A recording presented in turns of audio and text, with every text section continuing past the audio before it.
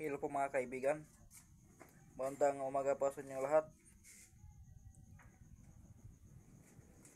Ang video po na ito ay para lamang po sa mga interesado o may gusto o naniniwala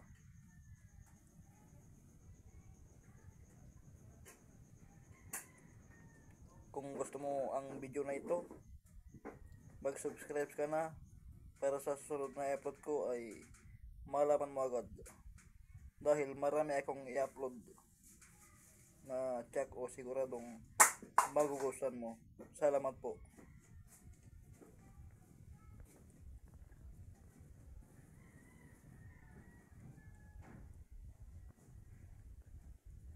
Ito po ang lihim na pangalan ng Diyos sa libro ng STM o Kabanal-Banalan sa Tatlo. Ang libro po ng STM o Kabanal-Banalan sa Tatlo ang isa sa pinakamalakas na libro sa larangan ng espiritual. Dito mo mababasa o makikita ang kauna-unahang anyo ng Diyos o Diyos na walang hanggan, na anyo na may mata na pagpa o sa anyong mata na may pakpak, at sa kanyang pakpak nakasulat ang mga lihim na pangalan ng Diyos.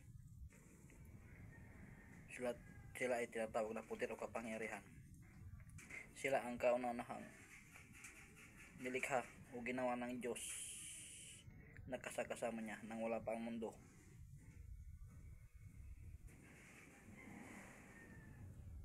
Sila po ang tinatawag na puder o kapangyarihan. Marami akong i-upload o marami na akong ni-upload. Sa isip lang binibigkas, huwag ibukang bibig para mas malakas.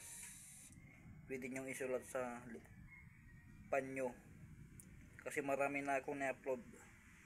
Marami na. Kung gusto nyo ng ganitong usapin, subscribe na po kayo, dahil marami akong i-upload. Marami na rin akong na-upload. Isulat nyo na lang sa panyo. Ito yung mga kaunahang pangalan ng lihim na pangalan ng Diyos na nilikha ng Diyos o Diyos na walang hanggan nang wala pang mundo. Marami akong i-upload na lihim na pangalan ng Diyos na kauna-unahang ginawa ng Diyos o Diyos na walang hanggan. Salamat po.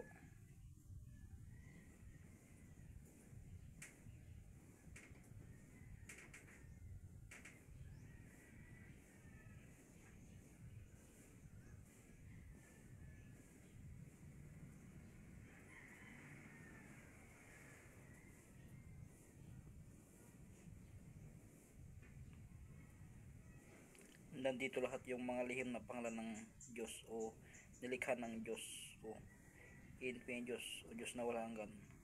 Yung kauna-unahan niyang ginawa na pangalan ng mga espiritu, nandito lahat. Dito nyo rin mabasa ang kumbat espiritual ng tatlong personas at ng Diyos mula simula hanggang sa kanilang pagtatapos, at sa sila'y magkasundo at umakyat sa ikapitong susun ng langit. Salamat po. Nandito po lahat. Sigurado po check na magugustuhan ninyo ang mga i-upload ko, dahil poder ang mga ito, poder o kapangyarihan. Salamat po.